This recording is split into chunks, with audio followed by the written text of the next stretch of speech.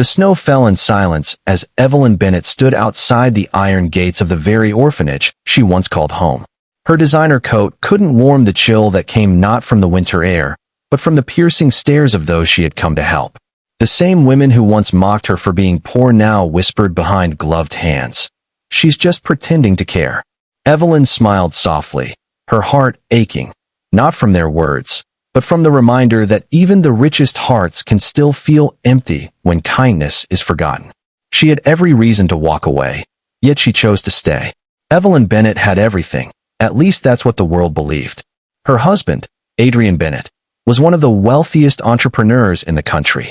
Their mansion stood on the cliffs overlooking the sea, its marble halls echoing with the quiet hum of loneliness. Evelyn had grown up in poverty. An orphan since the age of 8, she'd spent her childhood in a cold, crowded shelter, where cruelty was a daily meal and kindness a rare dessert. When Adrian found her years later, working in a small-town bakery, with flour dusting her cheeks and hope in her smile, he had fallen in love instantly. But wealth didn't erase pain.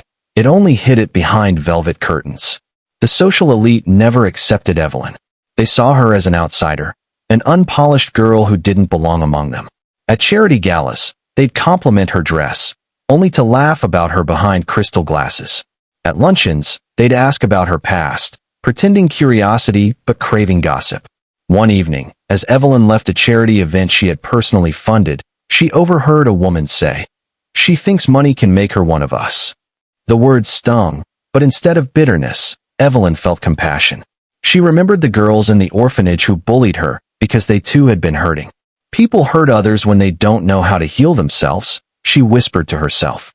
The next day, Evelyn began visiting shelters, hospitals, and schools anonymously. She donated quietly, never taking pictures, never asking for credit. She taught children how to read, cooked meals for the elderly, and once even paid the medical bills of a janitor's sick daughter without revealing her name. But not everyone was grateful. Some called her fake. Others accused her of showing off. Yet every time she faced cruelty, she smiled, bowed her head, and continued helping. Because Evelyn knew something the world had forgotten. Kindness isn't a trade, it's a seed. One stormy afternoon, Evelyn received news that would shatter her heart. Adrian had been in a severe car accident. She rushed to the hospital, the scent of antiseptic and fear burning her lungs. The doctors said he might not make it through the night. As she sat beside his bed, holding his cold hand, the memories of their journey flooded back. The laughter, the long walks, the promises of forever. When he finally woke, the damage to his body wasn't the worst part. It was the damage to his heart. The trauma had left him bitter, distant, and angry. He pushed her away. "Go help your poor people, Evelyn," he snapped. "You couldn't save me then, and you can't save me now." For months, Evelyn endured the coldness. The staff whispered that she should leave him, that he didn't deserve her patience. But she stayed.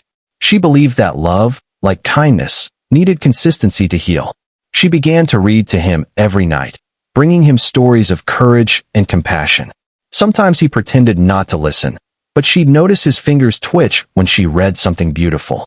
Meanwhile, the very people who once envied her now celebrated her husband's downfall. Magazines printed cruel headlines. "The billionaire's wife loses her fairy tale."